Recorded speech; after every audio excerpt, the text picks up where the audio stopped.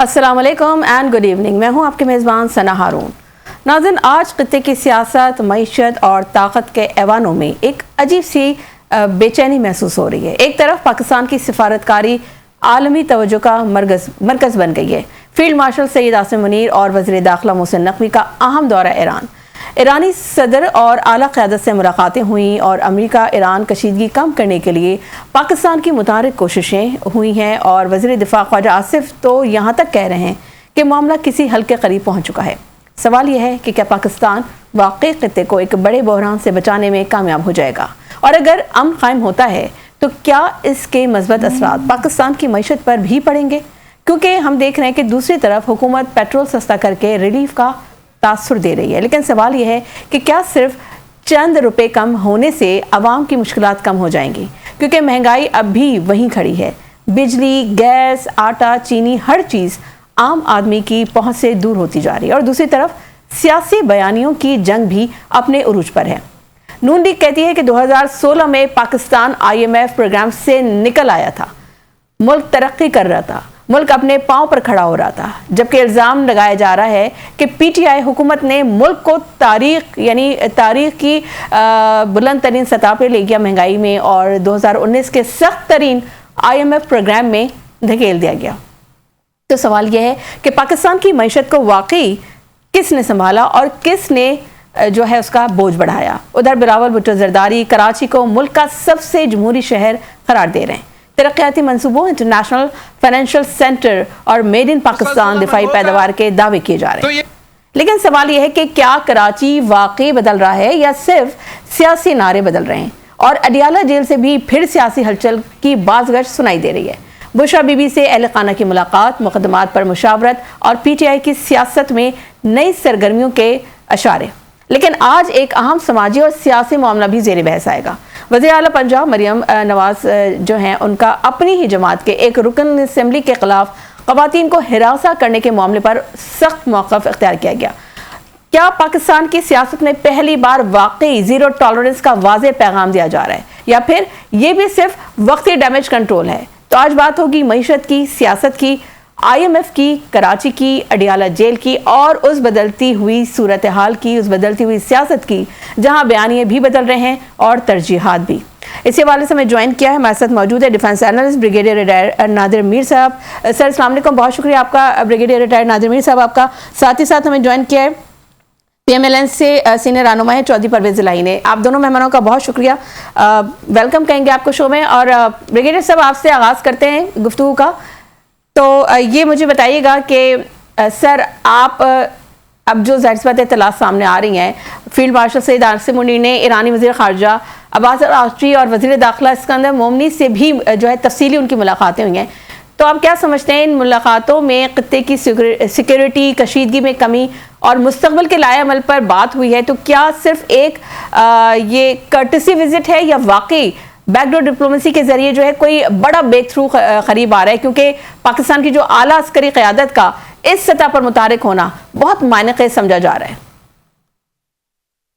पाकिस्तान ने भरपूर कोशिश की है US ईरान जंग बंद कराने की और खित्ते में अमन लाने की। ये सारी दुनिया इसको सपोर्ट कर रही है।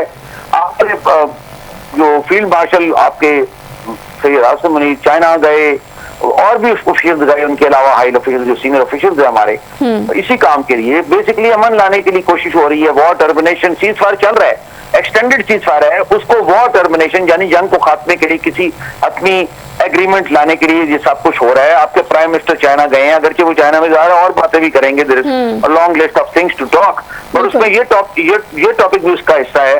इसी तरह पाकिस्तान की leadership is in contact with the American leadership, क्योंकि Pakistan is the sole mediator between US and Iran, acceptable to both US and Iran, और and supported by the rest of the world।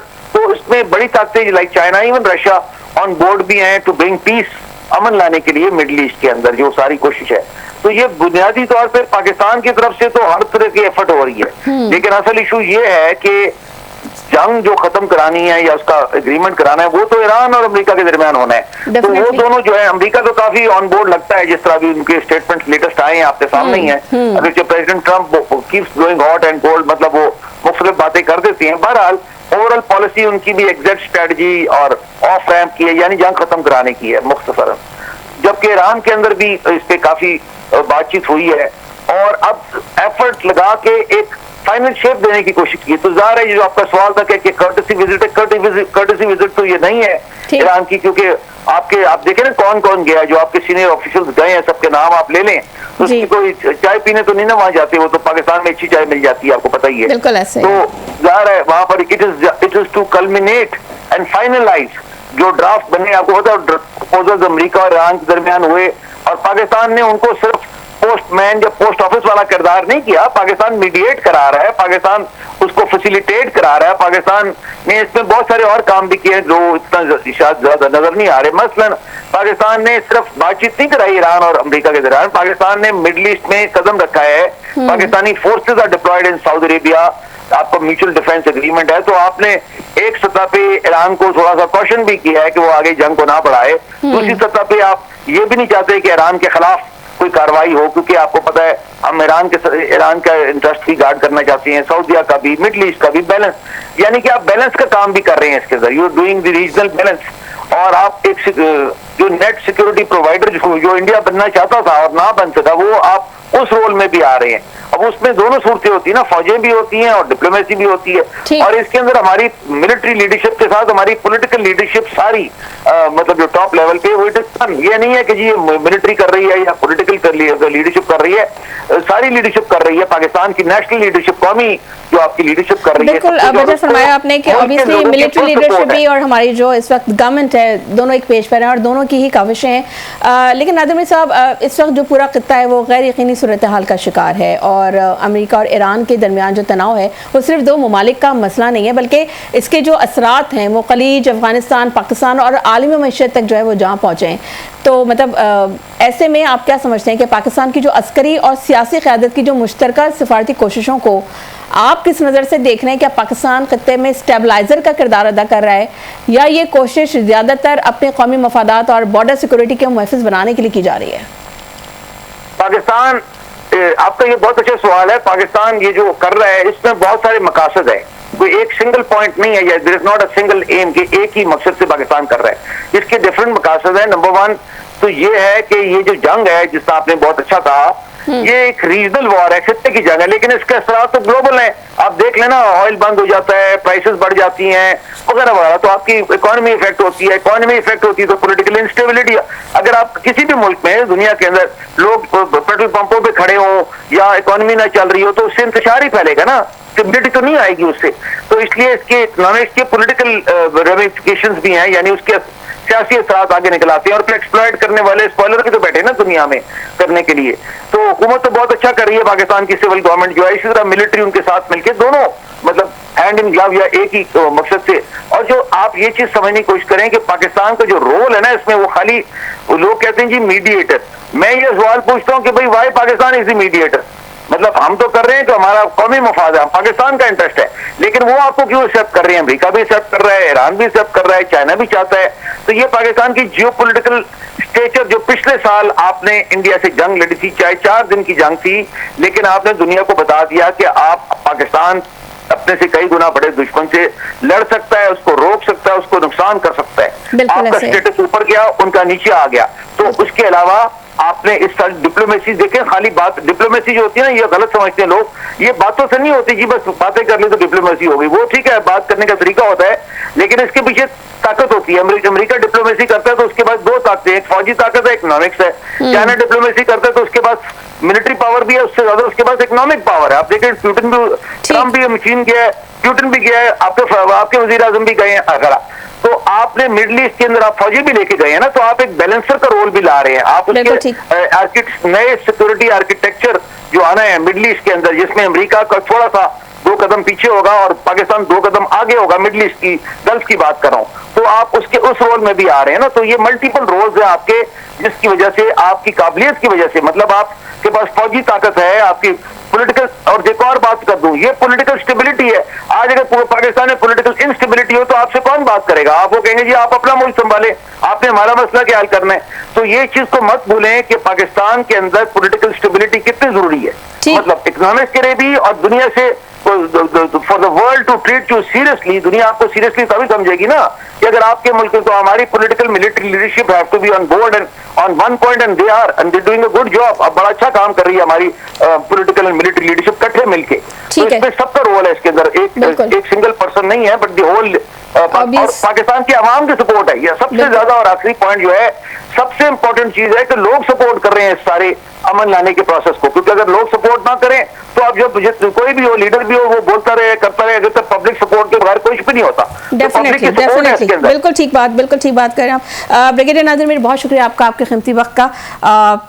Obviously आपने बड़े तफसीली तौर पे इस पर रोशनी डाली, और ऑब्वियसली इस इंतहाई आम मज़ाकरात में हम हतमी समझौते की जानिब जो मज़बूत पेशरफ भी सामने आई है। हमारे साथ मौजूद हैं परवेज़ संदेला साहब, और हमें PTI से ज्वाइन किया है सीनियर रहनुमा है आमिर मुग़ल। आमिर मुग़ल साहब, आपको भी वेलकम करेंगे शो में, बहुत शुक्रिया आपका, आपके कीमती वक्त का। परवेज़ संदेला साहब, आप लोग कहते हैं कि मईशत जो है वो स्टेबलाइज्ड हो रही है, ठीक है, लेकिन जो पेट्रोल भी सस्ता आप लोगों ने कर दिया, बड़ी खुशाइन बात है कि इससे पहले एक छोटा सा एक रिलीफ कह लें, या आप लोगों की हुकूमत की तरफ से जो भी कोशिश थी, तो उसको भी सराहना चाहिए। लेकिन सर, बात फिर वही है कि लेकिन जो ग्राउंड रियलिटीज़ की अगर हम बात करते हैं, तो जो ग्राउंड रियलिटी है ये है कि आम आदमी की जो तनख्वाह है वही है, खर्चे दुगने हो चुके हैं। तो ये जो रिलीफ आप दिखा रहे हैं, ये सिर्फ हेडलाइंस के रिलीफ हैं, या वाकई आप समझते हैं कि आवाम की जिंदगी में भी कोई बड़ा फर्क आया है? पिछले 3 हफ्ते में अगर 6 रुपए भी लगाए तो 18-20 रुपए तो कम से कम 3 हफ्ते में सस्ता हो चुका है ना।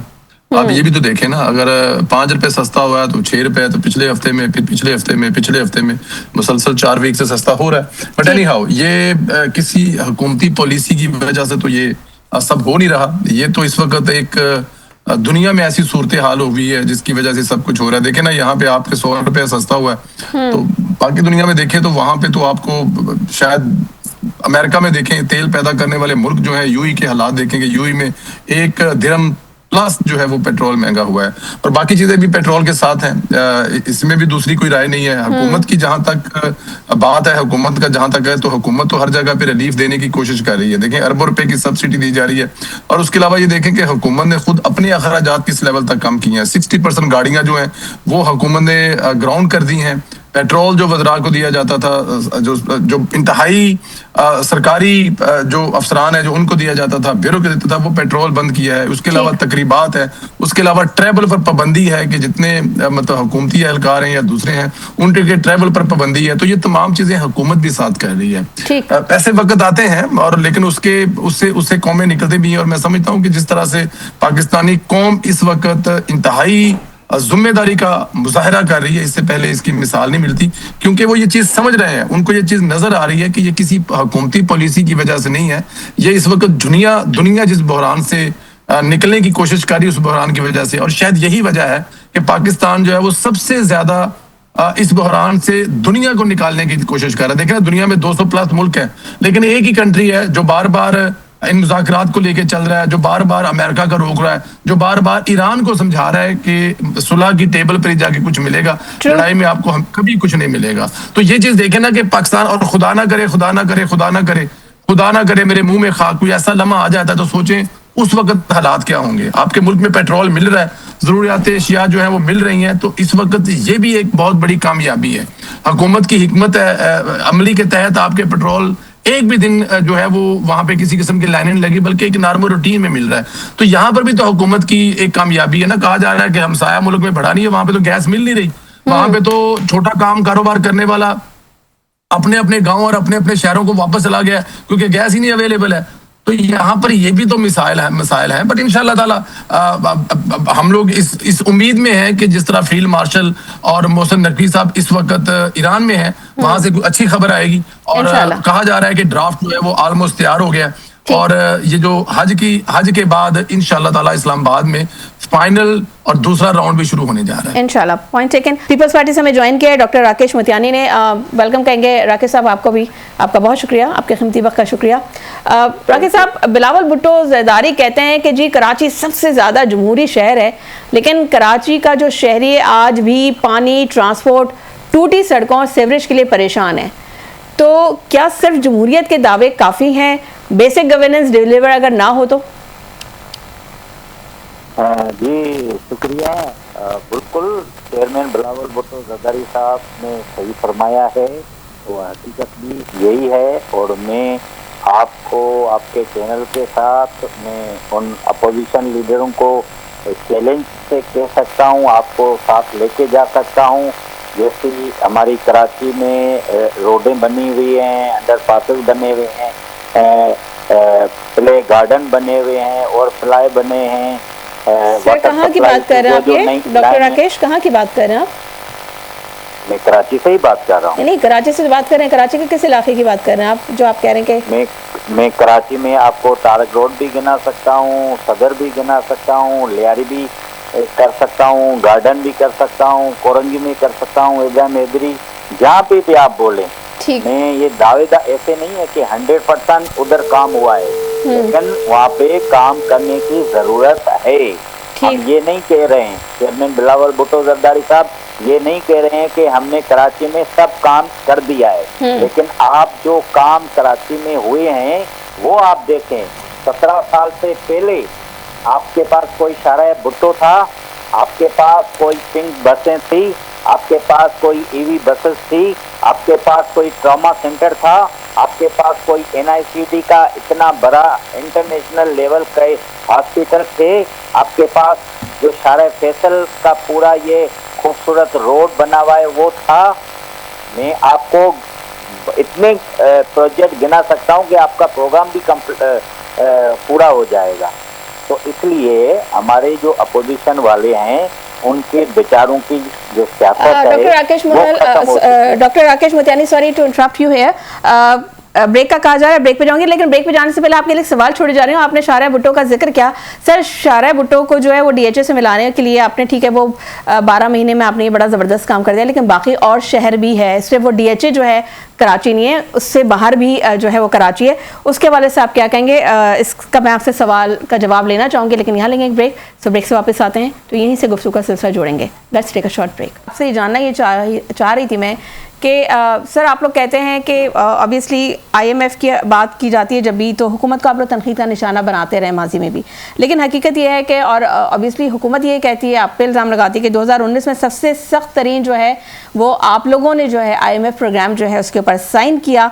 तो क्या आप लोग मानते हैं कि उस वक्त जो अगर आप लोग मईशत को संभाल लेते तो आप लोग जो है एक लॉन्ग टर्म डिप्लोमेसी में आप लोगों ने डाल दिया उसको, अगर आप लोगों ने मईशत को संभाला नहीं उस वक्त, फिर आज आप लोग किस तरीके से फिर हुकूमत को मुरीद इल्ज़ाम ठहराते हैं कि जी IMF के कर्ज़ों में डाल दिया है मुल्क को, जबकि सख्त तरीन प्रोग्राम की शराइत पर तो आप लोगों ने सिग्नेचर किए थे। जी थैंक यू जी आपका। देखें बात यह है कि हमने 2019 में किया, उसके बाद तो 2 प्रोग्राम इनकी हुकूमत दे चुकी है, एक PDM की हुकूमत ने दिया और उसके बाद फिर जो अब नून लीग मखलूत हुकूमत है इन्होंने दिया। तो अगर हमारी शर्त अच्छी नहीं थी तो ये अच्छी प्रोग्राम दे देते। दूसरी बात यह है कि तहरीक इंसाफ की हुकूमत और अच्छी शराइत पर प्रोग्राम नहीं किया के बावजूद हम 15 से 20 रुपये देते, पेट्रोल जो है वो हम 10 रुपये लीटर दे, आटा 75 रुपये किलो दे रहे, चीनी जो है 70 से 80 रुपये किलो दे रहे, घी जो है हम 300 से 400 रुपये किलो दे रहे हैं, जो ये 6 से 7 हैं। हमारे में तरक्की की रफ्तार 6.2, इसको ये 2.34 या 2.5, तो ये कब तक तरीके साफ मलबा के। असल सवाल इनसे ये है, IMF आपको 11 अरब का जहाज लेने से नहीं रोकता, उसमें महीने का 7.5 करोड़ का आपको चेयरमैन सेनेट स्पीकर को 9-9, 10-10 करोड़ की रोकता, आपके चेयरमैन स्पीकर की 5-7 लाख से 50 रुपए तक नहीं होता।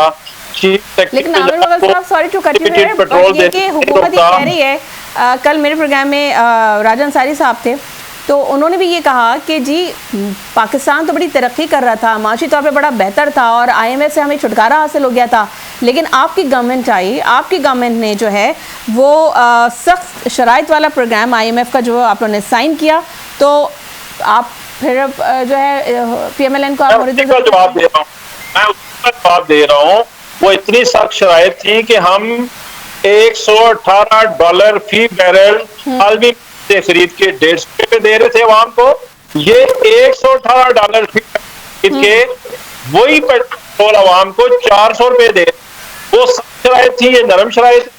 میں تو سوال یہ پوچھ رہا ہوں کہ نہ بیوروکریسی کے آئی ایم ایف روکتا ہے، نہ ان کی عیاشی سے روکتا ہے، نہ 5300 کرپشن سے روکتا ہے۔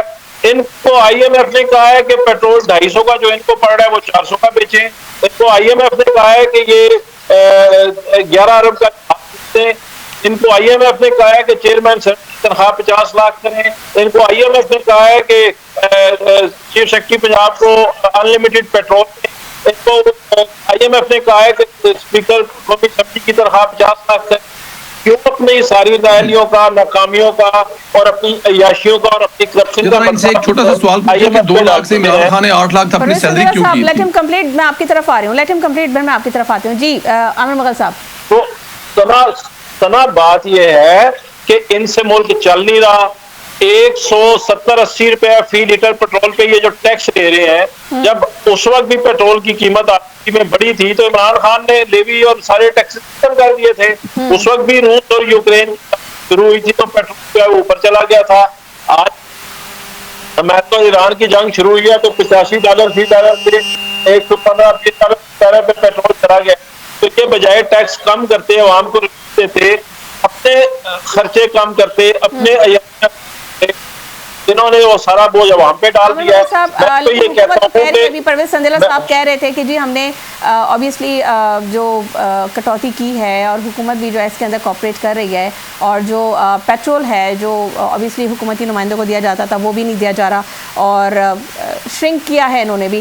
پرویز سندیلا صاحب آپ گفتگو سن رہے ہیں عامر مغل صاحب کی، سر آپ لوگ بھی بار بار کہتے ہیں کہ 2016 میں پاکستان جو ہے آئی ایم ایف پروگرام سے نکل آیا تھا، ملک بڑی ترقی کر رہا تھا، معیشت بڑی بہتر تھی، تو اگر معیشت واقعی اتنی مضبوط ہو چکی تھی تو پھر چند سال بعد پاکستان دوبارہ آئی ایم ایف کے پاس کیوں گیا؟ کیا اس کا مطلب یہ نہیں کہ معیشت کی جو بنیادیں تھیں وہ اتنی مضبوط تھیں ہی نہیں؟ میں بتاتا ہوں آپ کو وہ ایسا کیوں ہوا تھا، کیونکہ ظاہر ہے ایک نااہل بندہ اگر بیٹھ جائے گا، اس کے ہاتھ میں ماچس کی تیلی دے دی جائے گی تو وہ جنگل کو آگ ہی لگائے گا، اور اس آگ کو بجھانے کے لیے ایک دن میں تو بجھے گی نہیں جنگ، اس کو ٹائم تو لگے گا نا اس کو بجھانے میں۔ مجھے ذرا یہ بتائیں، ذرا ان سے میں اپنا ٹائم بھی ان کو دے رہا ہوں، ان سے یہ پوچھیں کہ جب وزیر اعظم کی تنخواہ 2 لاکھ روپے ہوا کرتی تھی، جو اس سے پہلے نواز شریف بھی لیتا تھا، اس سے یسر رضا گیلانی بھی لیتا تھا، باقی سارے وزیر اعظم بھی لیتے تھے، تو عمران خان کو اپنی تنخواہ 8 لاکھ روپے کوئی کرنی پڑی تھی؟ چھوڑیں اسپیکر کو، چھوڑیں سب کو، اپنا جواب دیں کہ انہوں نے 2 لاکھ سے 8 لاکھ تنخواہ کیوں کی تھی، باقی سب چیزوں کو چھوڑ دیں۔ عامر مغل صاحب ذرا پوچھ کے تو بتائیں۔ عامر مغل صاحب کامنٹ کیجئے گا۔ میں بالکل جواب دیتا ہوں۔ اگر عمران خان نے 2 لاکھ سے 8 لاکھ کی تو کیا عمران خان کی کوئی ٹیٹیاں نکلی ہیں؟ کیا عمران خان ٹھیک ہو گیا عامر بھائی، جواب مل گیا۔ عامر بھائی میری باری ہے، میں آپ کو جواب مل گیا، نہیں سن کے آپ ٹیٹیاں نکلی ہیں۔ سوال آپ نے یہ بتایا، جواب بھی تو آپ کی مرضی کا نہیں نہ ہو سکتا، ابھی جو جواب بھی تو آپ کی مرضی سنیں نا، کا نہیں نہ ہو سکتا، آپ کا جواب سنیں، جواب تو آپ کی مرضی کا نہیں نہ ہو سکتا، وزارت جواب آپ کی مرضی کا سنیرا سب نہیں ہو سکتا، اور وہاں پہ ان کا گھر بھی نکل آیا ہے جو 2-2, 2.5, 3 کروڑ پہ خریدا تھا، اور بعد میں 32 جواب آپ کی مرضی کا نہیں ہو سکتا۔ ٹیٹیاں لگی تھی، سب کچھ خریدے نا۔ آپ یہ دیکھیں، آپ اپنے جو 2 لاکھ کر رہا ہے، اور اس کے علاوہ کتنا ہے بات کریں، دیکھیں آپ لوگ کا طریقہ کاری ہے، آپ لوگ ایک نمبر کے نہیں مانے، اور بچے والے کے نام پہ، بڑھوتے والے کے نام پہ، گارڈ کے نام پہ، عمران خان کی کتنی جائیداد نکلی ہے اور کب خریدی ہے؟ کب خریدی ہے جائیداد؟ جو ابھی ٹوین ٹاور نکلی ہے، فلیٹ بھی نکلی ہے، اور وہاں پہ کمرشل شاپ بھی نکلی ہے۔ خدا کا خوف کریے کہ آپ بسم اللہ پڑھ کر ایسے جھوٹ بولنے شروع کرتے ہیں، ایسی غلط بیانی شروع کر دیتے ہیں کہ مطلب آپ سمجھتے ہیں کہ اگلا جو بندہ بیٹھا ہے اس کو کسی بات کا پتہ ہی نہیں ہے۔ دیکھیں اگر 2016 میں نواز شریف کی حکومت آئی ایم ایف کو گڈ بائی کہا تھا، تو اس کے بعد ایک نااہل انسان نے حکومت سنبھالنے کے بعد 6 مہینے IMF کے پاس گیا نہیں تھا. وہ جو 6 مہینے کا تھا جس میں کہتا رہا تھا کہ میں خودکشی کر لوں گا, IMF کے پاس نہیں جاؤں گا, وہ والا جو ٹائم تھا نا, وہ ابھی تک کور نہیں ہو رہا وہ ٹائم. پھر اس کے بعد 3-3.5 سال جو کرتے رہے ہیں وہ ساری چیزیں. جانے سے پہلے جو الیکشن میں جو جلسے میں کھڑے ہو کے 10 روپے پیٹرول سستا کر گئے تھے, اور جب ان کو 6 مہینے پہلے پتہ لگ رہا تھا کہ تحریک اعتماد آ رہی ہے, تو یہ اس کے بل کے اوپر لکھ کر دیتے تھے کہ ہم لوگ اتنا سستا دے رہے ہیں. یہ ہے وہ جو پیٹرول بم جو پھینک کر گئے ہیں, جس میں موجودہ حکومت ابھی تک نکلے میں کامیاب نہیں ہو رہی. تو اس لیے نہیں ہے کہ وہ کسی, دیکھیں 2016 میں اگر نواز شریف بجلی پوری کر سکتا ہے, دہشت گردی ختم کر سکتا ہے, وہ جو 110 روپے جس کا یہ بات کر رہے ہیں, اس وقت نواز شریف تو وہ پیٹرول 65 روپے میں دے رہا تھا. کیا آپ کو یاد ہے جب 65 روپیوں میں نواز شریف پیٹرول دے رہا تھا, اس وقت جا کے یہ گھنگرو باندھ کر ناچ رہے تھے پارلیمنٹ کے سامنے, اس وقت یہ جلسے جلوس کر رہے تھے, کیونکہ ان کو 65 روپے پیٹرول نہیں چاہیے تھا. بعد ان لوگوں نے 200-250 روپے دینا تھا. دیکھیں کچھ تھوڑا سا خدا کا خوف کیا کریں. آپ اپنے والے بندے کو ایسا صاف کر دیتے ہیں. اس نے تنہا اس لیے بڑھائی تھی کہ اس کا گزارا نہیں ہو رہا, اس کی ٹی کو نہیں نکلی. یہ ٹوئن ٹاور میں کیا نکلا ابھی عمران خان صاحب کا, کمرشل شاپ بھی نکل آئی ہے, اور ساتھ میں ان کا وہاں پہ گھر بھی نکل آیا, اور 2021-22 میں خریدا ہے. پھر 2021-22 میں آپ لاہور جائیں, وہ زمان پارک جو ان کا تری ہی گھر تھا, وہ 4 گنا بڑا کیا انہوں نے وزارت عثمان دور میں. اس کے اندر جو ٹائل لگی, اس کے اندر جو کام ہوا, وہ کہاں سے پیسے آ گئے ہیں؟ کچھ جواب دیں گے جس بندے کا نہ کوئی کام ہے, نہ کاروبار ہے, نہ کبھی اس نے کوئی ٹریڈ کی ہے, نہ کبھی بزنس کیا ہے, ہاں سوائے کرکٹ میں کچھ چند پیسے کمانے کے علاوہ. تو ایسا نہ کیا کریں. آپ اپنے والے کو ایماندار, اور باقی سارا جو ہے وہ بے ایمان ہے, اور ٹیٹیاں نکلی ہوئی, فلاں نکلا ہوا, فلاں نکلا ہوا ہے. ٹھیک ہے, ہمارے ساتھ راکیش ان کا جواب اگر ختم ہو گیا تو سنا میں بولوں. میں دیکھیں ان کا جواب ختم ہو گیا تو آپ دونوں کی لڑائی میں جو ڈاکٹر صاحب ہمارے ساتھ موجود ہے, ذرا میں پیپلز پارٹی کے ہمارے مہمان ہیں, ذرا میں ان کو بھی ذرا شامل گفتگو کر لوں, پھر میں آپ کی طرف آتی ہوں. مغل صاحب, سر یہ مجھے بتائیے گا ڈاکٹر صاحب کہ آپ ابھی شارع بھٹو کا ذکر کر رہے تھے, اور پھر میں بریک پہ چلی گئی تھی, تو میں آپ سے یہ جاننا چاہ رہی تھی کہ DHA کو DHA سے ملانے والی جو شارع بھٹو ہے, وہ آپ نے 18 مہینوں میں آپ نے مکمل کر لی, اور بڑا جدید طریقے سے آپ نے اس میں جدید ٹیکنالوجیز یوز کریں, اور جدید معیار کے مطابق آپ نے اس کو کمپلیٹ کیا. سر باقی شہر کا کیا ہے, باقی شہر کیوں کھنڈر بن گیا ہے, باقی جو پروجیکٹس ہیں وہ کیوں جو ہے اپنی ڈیڈ لائن کو میٹ نہیں کر پاتے, اور ہر چند دنوں بعد یا مہینوں بعد وہ جو ہے کھود دیا جاتا ہے, اور پھر اس کے بعد سالوں جو ہے اس کے اوپر ورکنگ نہیں ہوتی. تو اس کے اوپر بھی ذرا روشنی ڈالیے گا. جی ثنا, میں آپ کو تھوڑا سا اس پہ کریکٹ بھی کرنا چاہ رہا ہوں اور بریف بھی کرنا چاہ رہا ہوں. جی کہ یہ جو شارع بھٹو ہے, یہ صرف DHA تو DHA ملانے والی شارع نہیں ہے. یہ شارع بھٹو جو ہے یہ پورے پاکستان کو ملانے کی یہ جو روڈ بنی ہے, وہ پاکستان کو ملانے کی روڈ بنی ہے. جو بندہ پنجاب سے آئے گا, اسلام آباد سے آئے گا, حیدرآباد سے آئے گا, لاہور سے آئے گا, میرپور سے آئے گا, وہ روڈ یہ یوز کرے گا. اور یہاں کراچی میں پوری جو کورنگی انڈسٹریل ایریا, کورنگی کا ایریا جو ہے, وہ سارا اسی پل کو, اس روڈ کو یوز کرے گا. اور باقی جو ڈیفینس ہے, قیوم آباد ہے, صدر ہے, کلفٹن ہے, یہ سارے لوگ بھی اسی روڈ کو یوز کریں گے. تو یہ پہلی بات ہے, آپ کریکٹ کر لیجیے کہ شارع بھٹو ڈیفینس کو ڈیفینس سے ملانے والی شارع نہیں ہے. اور دوسری بات اس میں ایڈ آپ کر دوں کہ یہ شارع بھٹو جو ہے, اس میں مزید جو ہے نا 9 کلومیٹر ایڈ ہو رہا ہے, وہ جو پورٹ قاسم کو ملا رہا ہے. اور پورٹ قاسم سے آپ کو پتا ہے کہ وہاں سے پورے پاکستان کی اکانومی چلتی ہے. پاکستان پورا اس پورٹ سے چلتا ہے, جہاں سے ہر چیز جو ہے وہاں سے یہاں سے ایکسپورٹ ہوتی ہے, اور تب جا کے پاکستان میں ڈالر آتا ہے. پاکستان میں ڈالر آتا ہے تو راکیش متیانی صاحب, آپ نے زبردست کام کیا, اپریشیٹیبل.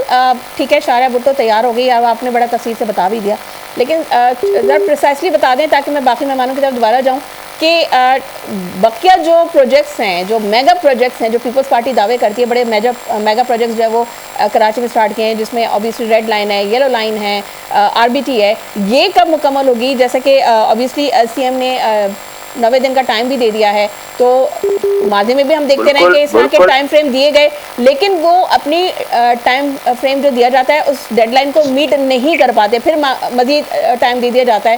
تو کیا واقعتاً اس وقت کا جو الٹیمیٹم ہے, تو ان 90 دنوں میں ہم دیکھ رہے ہیں کہ کراچی شہر کی تمام سڑکیں وہ بڑی بہترین ہو جائیں گی, اور بڑا اسموتھلی ہم جو ہے اپنی گاڑیوں کو لے کر ہم جا سکیں گے, کوئی ایسے مسئلے مسائل نہیں ہوں گے, لوگوں کی گاڑیوں کے سسپینشن نہیں بیٹھیں گے؟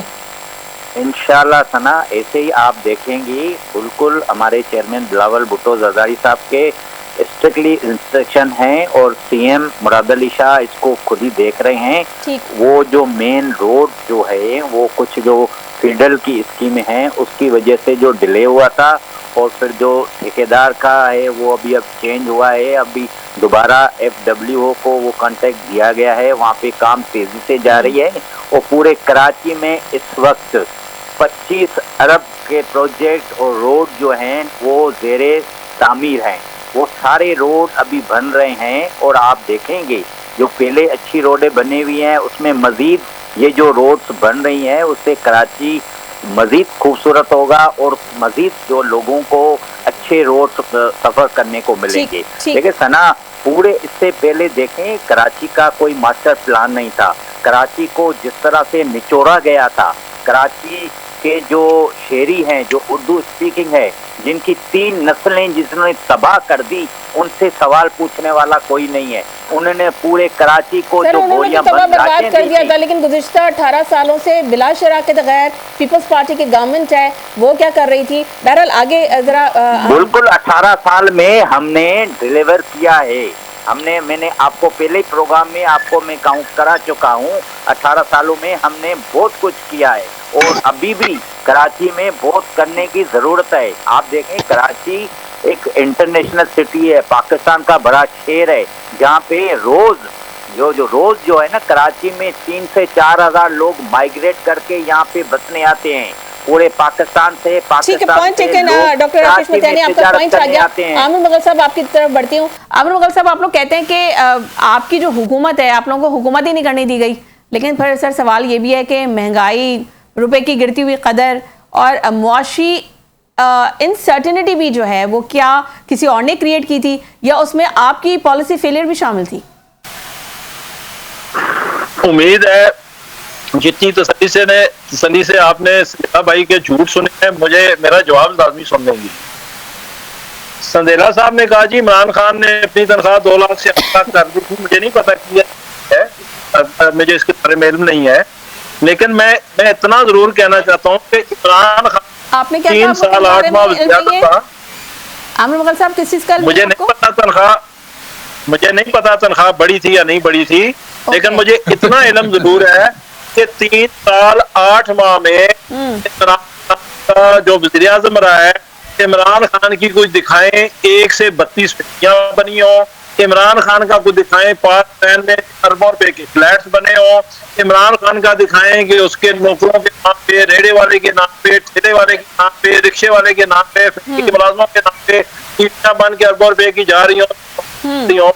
जिस एक फ्लैट की बात की इन्होंने, आज उस पर केस करे ना, क्यों केस कर रहे हैं? ये वो फ्लैट जो इन्होंने कहा है कॉन्स्टिट्यूशन खरीदा, वो उन्होंने अपना डिप्लोमेटिक फ्लैट बेच के खरीदा था और उसको रिटर्न में शो किया और उसका सोर्स ऑफ इनकम भी शो किया हुआ है इमरान खान ने। तो इमरान खान पे तो इनको करप्शन का इतना कोई आज तक सबूत मिला है ना, इंशाल्लाह मिलेगा, क्योंकि तो आप सबूत कहाँ से लेके आएंगे? जो शख्स एक मामूली सा बिजनेसमैन था पाकिस्तान का शख्स बन गया। सुन ले ना, अब सुन ले, मेरा जवाब तो सुन ले। जी। जब 1985 में वो 84 में वो पहली दफा फाइनेंस मिनिस्टर बने पंजाब के, उससे पहले उनकी जायदादें दिखाए ना, उससे पहले उनकी फैक्ट्रियां,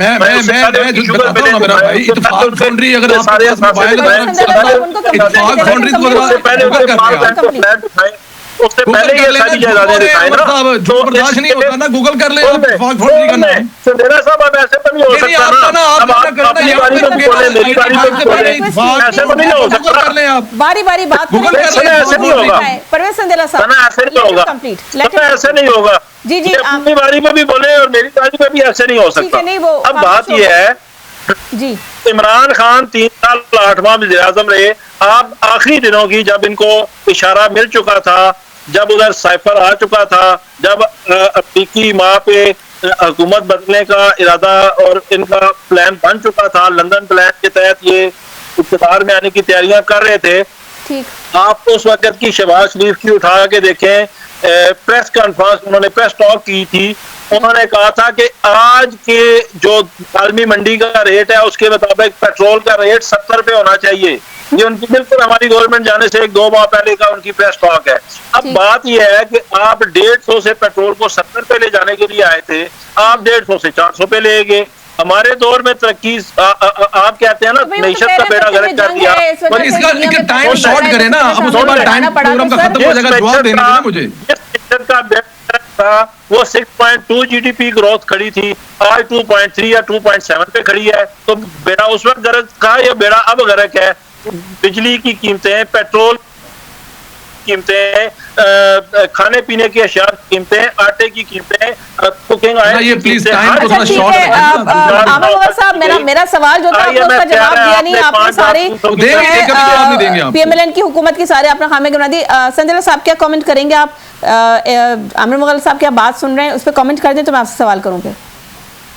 میں بتاتا ہوں. دیکھیں پہلی بات تو یہ ہے کہ یہ کہہ رہے ہیں کہ وزیر اعظم نواز شریف جب 85 سے پہلے ان کے پاس کیا تھا, شاید ان کے نالج میں نہیں ہے. میں اگر ان سے یہ پوچھوں نا ان کے پاس کیا تھا تو واقعی کچھ نہیں نکلے گا, یا ان کے لیڈر کے پاس کیا تھا, وہ جو اس وقت کرکٹ کھیلتا تھا سوائے کاؤنٹی میں, اس کے پاس کیا تھا, تو کوئی جواب نہیں ملے گا.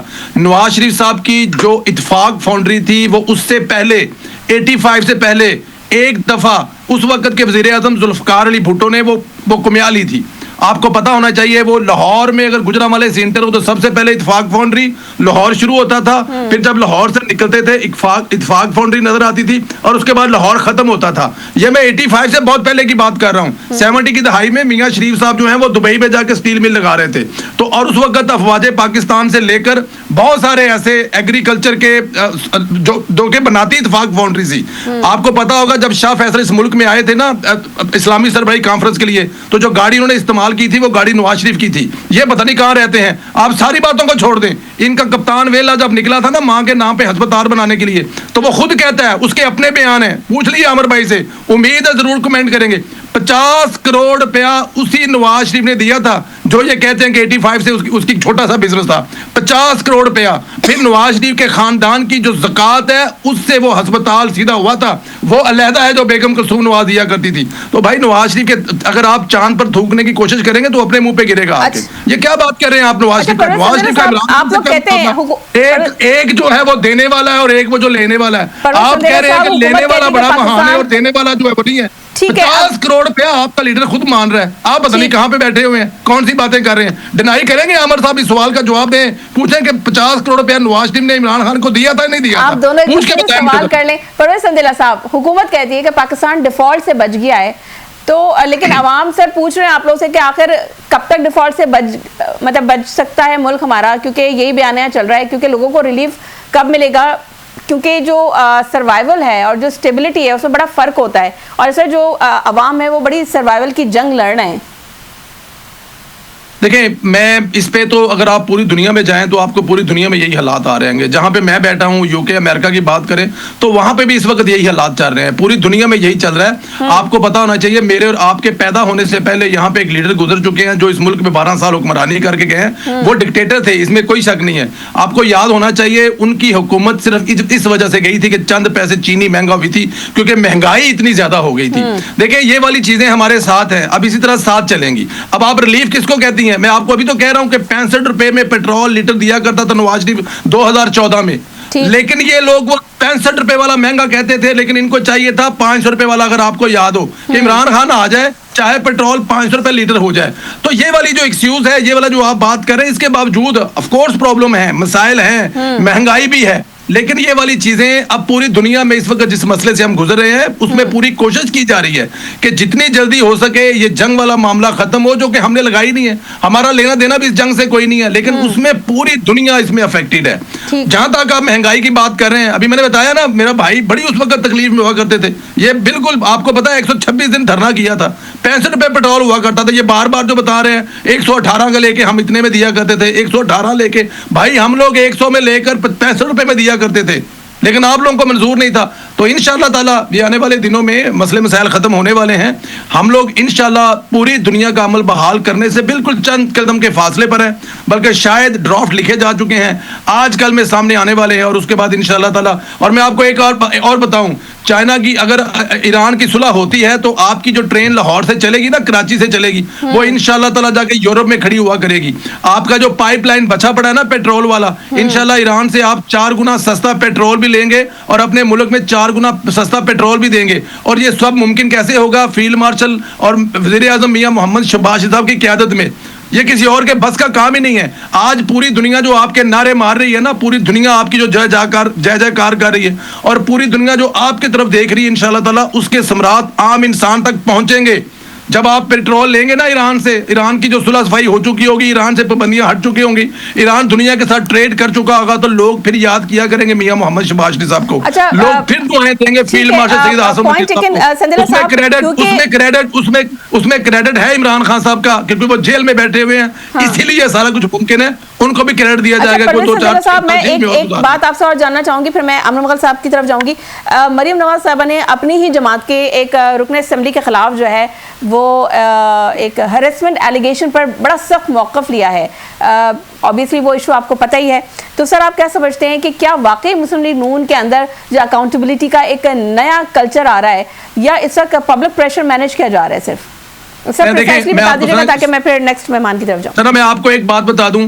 ابھی دیکھیں پچھلے دنوں مریم نواز صاحبہ نے پنجاب کا جو سب سے بڑا پروجیکٹ ہے نا، ستھرا پنجاب، جو پوری دنیا میں پنجاب کی پہچان ہے، وہاں پہ کچھ بائیکاٹ ایسی کچھ چیزیں نظر آئی ہیں. تو مریم نواز نے میڈیا پہ لائیو گفتگو میں اس پہ تنقید کی ہے، اور اس میں وہ جو غلط ہو رہا ہے اس کو غلط کہا ہے اور غلط کو ٹھیک کرنے کے لیے کہا ہے. تو اگر مریم نواز کی حکومت ہے، اگر کوئی مرد ہے یا عورت ہے، اب دیکھیں نا یہاں پہ یہ بھی پرابلم ہے نا کہ اگر وہ عورت ہے تو معصوم ہے. ہمیں تو نہیں پتا کہ وہ عورت معصوم ہے یا وہ مرد معصوم ہے، لیکن جو بھی غلط کر رہا ہے مریم نواز کی حکومت میں، اگر وہ پی ایم ایل این کا فرض کیے ایم پی ہے یا کوئی وزیر ہے یا کوئی مشیر ہے، اس کا کم از کم اس کو کوئی ایڈوانٹیج نہیں ملنے والا، بلکہ اس کا ڈس ایڈوانٹیج یہ ملے گا کہ مریم نواز کی حکومت میں کسی خاتون پر یا کسی دوسرے شہری پر کچھ اس قسم کی کوئی حرکت کی جائے یا اس کی جان کو خطرہ ہو یا اس کی عزت سے کھیلا جائے، یہ ممکن نہیں ہے.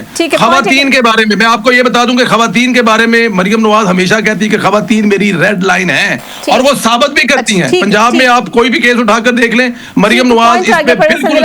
عامر صاحب، آپ لوگ سیاسی اختلافات کی بات تو کرتے ہیں، لیکن سوشل میڈیا پر مخالف خواتین سیاستدانوں کے خلاف جو لینگویج استعمال ہوتی ہے، کیا P T I task political culture سے خود کو الگ سمجھتی ہے؟ کیونکہ ابھی ہم نے دیکھا، یہ ابھی بہت دنوں پرانی باتیں، ابھی 2-3 دن پرانی بات ہے کہ آپ ہی کی جو ایک پریس کانفرنس ہو رہی تھی، اس میں نادیہ خٹک کے ساتھ جو رویہ روا رکھا گیا، تو اس کے اوپر تو علیمہ خان صاحبہ نے ضرورت بھی محسوس نہیں کی کہ وہ اس پہ کوئی لب کشائی کر سکتی ہیں یا ان سے اظہار ہمدردی کرتی ہیں یا اس کی کوئی باس پرس کی جاتی. تو آپ کی جو پارٹی سے جو لوگ چھوڑ کے جا رہے ہیں، جیسے کہ شاہدہ وحید صاحبہ بھی، انہوں نے بھی آپ کی پارٹی چھوڑ کر جو ہے اسی وجوہ کی بنا پر انہوں نے پیپلز پارٹی جوائن کی، تو کیا کہیں گے سر آپ اس حوالے سے؟ آپ کہہ رہی ہیں کس نے؟ شاہدہ وحید. شاہدہ وحید. اچھا نہیں، میں نہیں جانتا ان کو. اچھا اس طرح ہے، نادیہ خٹک کو تو جانتے ہیں نا آپ؟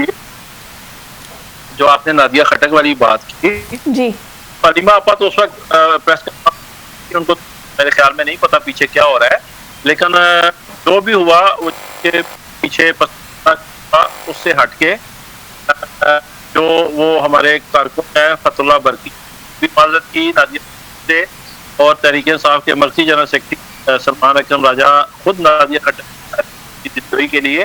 تو تحریک انصاف میں تو یہ کلچر ہے کہ اگر کسی کارکن کے ساتھ کوئی اس قسم کا بھی جاتا ہے تو پارٹی کا سیکرٹری جنرل چل کے گھر چلا جاتا ہے.